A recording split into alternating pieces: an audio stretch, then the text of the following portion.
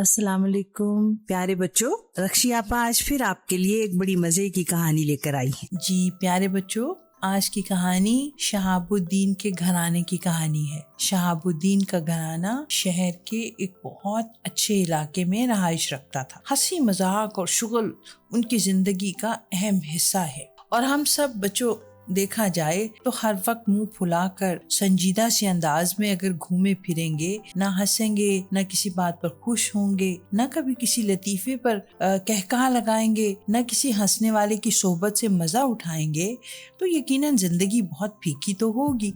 बच्चों, कायनात में इंसानों का वजूद अज खुद किसी रौनक से कम नहीं। सबसे बढ़कर इंसानों का जिंदगी के दिन रात को अच्छे और पुरजोश तरीके से गुजारना। किसी बड़ी से बड़ी मुश्किल को भी इंसान, आपको मालूम है, खंदा पेशानी और मुस्कुराते हुए गुजार देता है। बच्चों, ये इंसानी जबिल्लत है। जबिल्लत क्या होती है भला? जबिल्लत बच्चों वो कुदरती रवैये और आते हैं जो पैदाइश के वक्त हर इंसान को खुदा की तरफ से वदीयत होती हैं। मसलन खाने पीने की भूख, ख्वाहिश, सोने जागने के मामूल की पाबंदी। उसके साथ आपने देखा हर शख्स बच्चों हंसता भी है और रोता भी है, खुश भी होता है और दुखी भी होता है। जिंदगी के दुखों को खुशी से सह जाना ही जिंदगी की बहादुरी है। बच्चों, हम सबको अपने मामूलात में हंसी और शुगल के लम्हात को जरूर शामिल करना चाहिए। रूखी सूखी जिंदगी का कुछ फायदा नहीं। बच्चों, ये सारी तमहीद जो मैंने बांधी वो आपको एक खानदान की कहानी सुनाने के लिए थी। जनाब शहाबुद्दीन का घराना हंसता खेलता रहता, नित नए लतीफे एक दूसरे को सुनाना, खाने की मेज पर एक दूसरे से मजाक करना गोया इनका मामूल था। बच्चों, इनका मंझला बेटा इस हंसी मजाक में हद से भी गुजर जाता। वो अक्सर ऐसे मजाक करने से भी बाज ना आता जिनका नतीजा कुछ खतरनाक होता। वो अपनी बाजी की गाड़ी के पिछले टायरों के दोनों पेच ढीले कर चुका था, जिसकी वजह से बाजी की गाड़ी ऐन सड़क के बीच उसका टायर खुल गया और गाड़ी के साथ साथ बाजी की जिंदगी को भी खतरा लाहक हुआ। यानी मियां शहाबुद्दीन के बीच वाले बेटे तो बस सोने पर सुहागा थे। उसका नाम था फिरोजुद्दीन।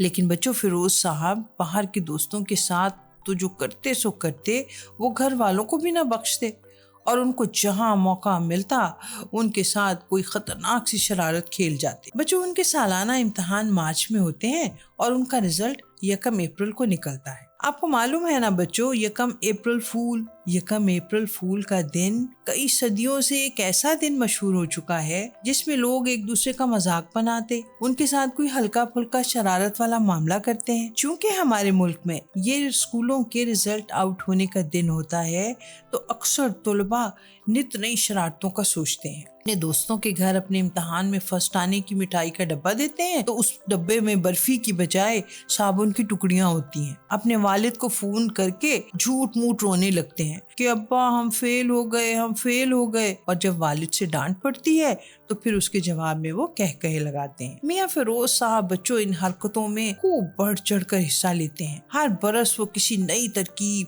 और किसी नई स्कीम को मुतारिफ करवाते हैं, जिसके नतीजे में खूब हल्ला गुल्ला शुगल की कैफियत पैदा होती है।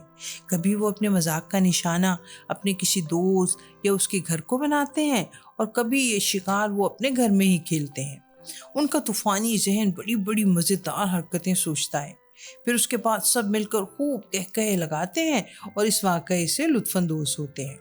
बच्चों, इस बरस भी फिरोज ने अपनी तरफ से बड़ी गेम डालने की कोशिश की। उस रोज भी उसके इम्तिहान में बड़े अच्छे नंबर आए। उसके दोनों भाई भी बहुत खुश थे। उनकी अम्मी हर बरस की तरह 1 अप्रैल को स्पेशल लंच बनाने में मसरूफ थी। उन्हें मालूम था उनके बच्चे हर साल की तरह बहुत अच्छी पोजीशंस लेंगे।